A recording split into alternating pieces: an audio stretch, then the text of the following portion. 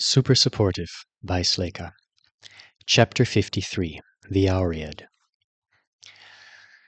Alden kept waiting for something to go wrong.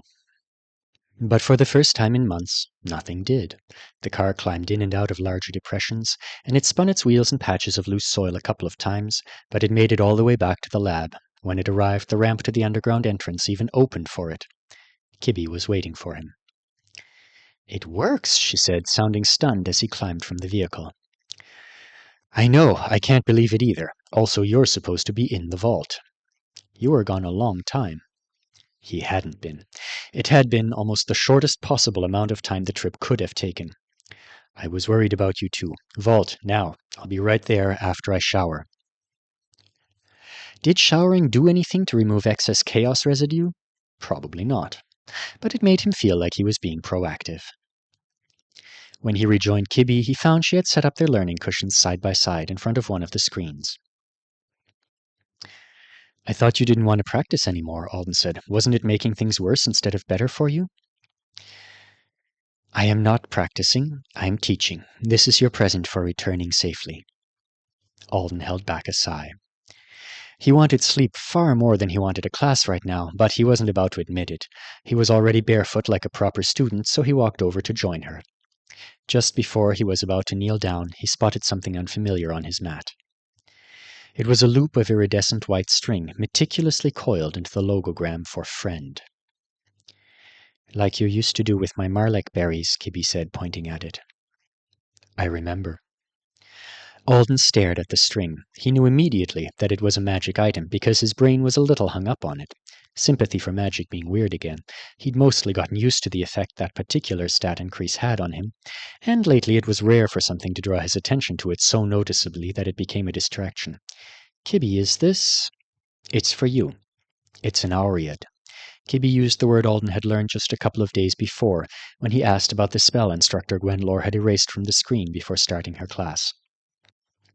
"Distinguished Master Rodin gave it to me with the cushions. It was inside mine, so it would be safe until I was ready to bond with it. But I haven't passed the right test for Instructor Gwenlor to send my beginner auriad lessons yet. I have to learn all the hand-casting spells she teaches first." Kibby examined his fingers. "You should take off the ring before you hold it." Crouching, Alden slipped the ring off and set it aside on the floor. He lifted the string carefully and knelt on the cushion. The auriad was fascinating. It flowed through his fingers so smoothly it was almost like it was made of liquid. "Kibby, you don't have to give me this," he said. "It's so kind of you, but I know the things Distinguished Master Rodin gave you are important to you." "Someone will give me another," she replied, eyes fixed on the string.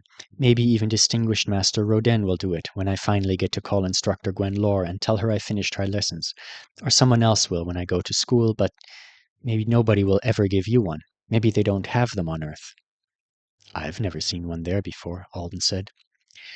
"Since I'm your instructor, I'll give you one," she spoke firmly, "and you will use it your whole entire life and be the best avowed."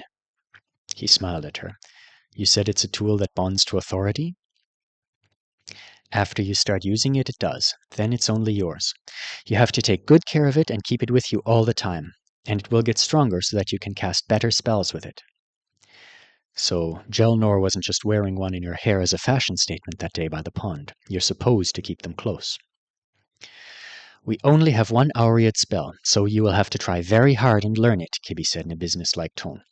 "I will pause the video just before Instructor Gwenlor clears the spell from the screen, and you will study the casting shapes while I read all the logograms to you."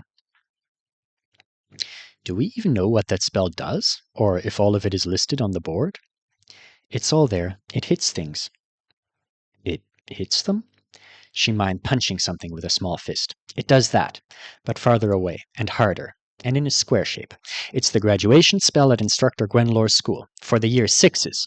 It says, 'Congratulations' on the board beside it, and lists all the students' names and their second schools." The tiny children Alden and Kibby had been learning with up until now were the year 1s, and going by the length of Mother Planet years and the way Artonan kids aged, that was probably the human equivalent of a 10 or 11-year-old, so it was like an elementary school graduation spell. "You only have a few days to learn," Kibby said. "You have to listen and remember everything I say." "I will," Alden agreed. Thank you so much for the present. It's perfect. He couldn't help feeling a little excited and nervous. What if something like the auriad wouldn't work for an avowed, and the gift was wasted on him? She turned on the screen, and their lesson began.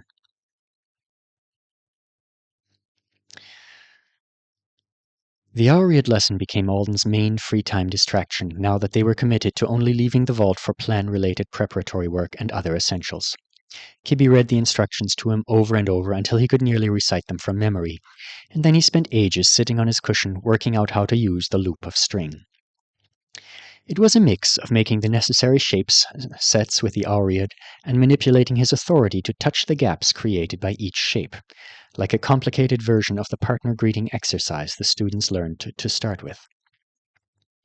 Alden couldn't usually feel solid objects with his authority when he wasn't actively using his skill on them. It had never even occurred to him to try, but the auriad invited him to do it. Kibby had called it sticky, and that was a fine word for it. He wanted to touch it, and as he worked with it more and more over the passing days, it started to feel like an actual extension of himself. And on the third day of practice, there was another development. It's not white anymore, Alden said, surprised. He held up the final shape in the set that formed the spell, a lacework of string with a square at the center, to show it to Kibby. She was bundled in the coat again, reading lab files on the tablet. She'd been at it for ages. She was taking her role in Plan 2 seriously, which was good, since Alden didn't have a prayer of reading the kind of highly technical writing she was going through. He was lucky to pick out the occasional common noun or adjective. She glanced up. That's good, she said. The auriad had turned a very pale shade of blue. It means you've almost finished bonding with it. It changes colors when you're done. It turns your favorite color. Alden stared at the silky string. I guess I do like blue.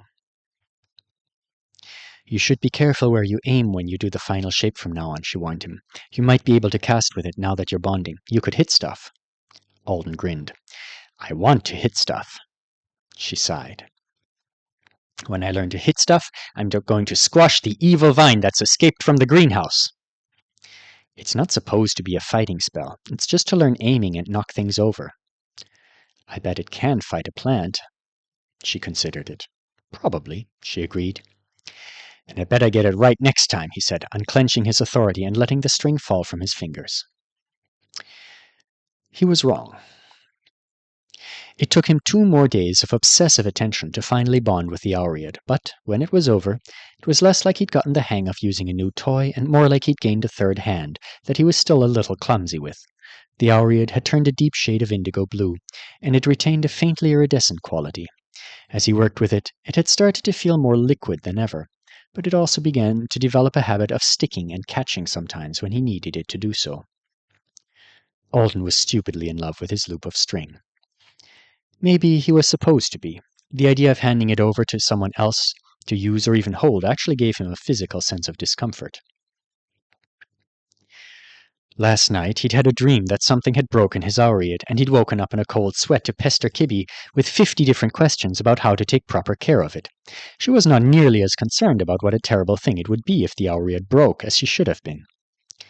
Of course getting wet won't hurt it. What about knives or fire? I guess a hot enough fire, or a powerful enough knife. Really? He said, clutching the string to his chest. How do I make it stronger? She looked at him oddly. It's as strong as your authority is. It's protected by you. That's how it works. He finally fell back onto his pillow with a relieved sigh. I guess it's true, Kibby said in a fascinated tone. I always heard wizards were like this around their auriads, but since I didn't have one yet... Does every wizard have one? I think I've seen images of them with string a few times and never thought about it, but in person I've only seen the girl at Leafsong with one. A lot of wizards have them, not all. People who don't love to handcast usually have theirs severed after they finish training with it in school, so that it's not as much trouble for them. Alden rolled over to gape at her in horror. You probably saw people with them and didn't realize, she added. Most wizards wear them under their clothes, or some use them as minking, or necklaces, bracelets maybe, or hair ties like Jill Nor. Wizards did tend to be thoroughly kitted out with the elaborate clothes, magic jewelries, tats, and other tools of the trade. It would be easy to overlook a piece of string, or just dismiss it as another weird Artonan thing. It's rude to touch someone else's without permission, Kibby informed him. Of course it is, Alden said. What kind of animal would do such a thing? Kibby shook her head at him in exasperation, then went back to her tablet. You'll see, he said after petting his auriad. When you get yours, you'll see. I am happy you like your present. Go to sleep. I'm studying physics and chemistry and magic generators. Night turned into a grey dawn. It wasn't light enough to be called day, but it was light enough for them to see, and that meant it was time for everything else. Human day 186 was the time they'd both agreed on. It was dark still, but not so dark that they couldn't see. Their sleep cycles were almost properly synced for the plan, thanks to the simple expedient of Alden spending several hours carrying Kibby around, strapped to his back, on day 185. He'd been doing it often as often as she'd let him lately anyway. It wore him out faster, pushing him into the askew state almost as soon as he picked her up, but he wished she would let him do it a few more times. It wasn't like she recovered when she was being held, but it stretched their window. Over the past few days, everything had been completed. The car was packed with the items they had deemed worth the wait.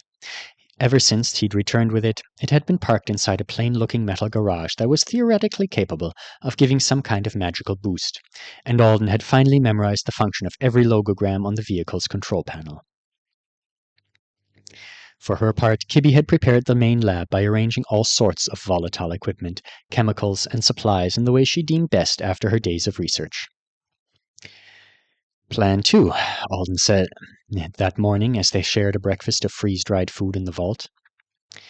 Plan 2, Kibby agreed. She was looking strained already, Alden noted. Usually a night's sleep under the coat helped at least a little. We blow the place up, he said. Nethnik, Yepal Corporation, she replied, her face set. They're not getting a thingak piece. They can shove the thick ashes up there. Munga. Alden blinked. Wow. She must have learned her serious swearing from Joe. The professor's magic bomb had come with instructions for Thenar. It was supposed to be used in conjunction with a second one. According to Kibby, it was not designed to make a gigantic boom that would destroy everything, but to neatly demolish just a couple of key areas in a way that would look like it could have been an accident. She didn't approve. Alden had asked her if she could figure out how to make a bigger magical explosion, maybe some smoke and fire, anything that might draw the attention of the people who had come to Thagon to clear the chaos. She didn't think that was enough, either. And she was the one who could read the instructions. She was the one who'd been hurt the most. So, full-scale devastation it was. They watched a soap opera, Kleepak and the Purple Daisies again. Then they both ate and drank as much as they could stand, and they headed out. Before they exited the main lab, Alden examined Kibby's handiwork. He couldn't understand most of it, but in addition to all the stuff she'd arranged herself, she'd had him dolly in some heavy plastic drums and random pieces of still functional and enchanted equipment for her. The bomb, still in its protective case, looked like a glass football full of swirling silver mist, with 3 deep depressions in the top. Kibby had set it right at the edge of one of the floor tiles she had told Alden he must never, ever touch. She bent over it. You're sure? He asked. I will not die in the vault like a grasshopper. She stuck her 3 middle fingers into the depressions and held them there for a while, then she removed them. We have a human hour and 14-hour fractions now. 74 minutes. To calm his nerves, he ran his fingers over the auriad. He was wearing it around his neck, triple-looped and easy to hide under the collar of one of his turtlenecks, or the Hawaiian shirt he was wearing over them. They headed across the chilly compound as they had so many times before. Kibby hopped over the evil vine without looking at it, but Alden had to pause to admire his handiwork. His new spell had squashed it nicely, and he'd been able to practice his aim. It hit things with a perfectly square-shaped hammer of force, approximately 16 inches across on the diagonal. They weren't crushing blows, but they were certainly harder than Alden could physically punch or kick. And if they hadn't hit anything, they traveled pretty far before they faded. He'd been able to throw up piles of gravel from about 30 yards away. They entered the garage and climbed into the car. Alden took the driver's seat and pressed the buttons that would take them to the coordinates marked on the homemade map they'd glued to the car's ceiling. If nobody came to check on the explosion, the map was Plan 3. Please, someone come, he thought. Plan 3 is the worst. The car started and began to roll. To cover his sigh of relief, he smiled at Kibby. We need driving music. She winced. Do not sing, Alden. You are not good at it.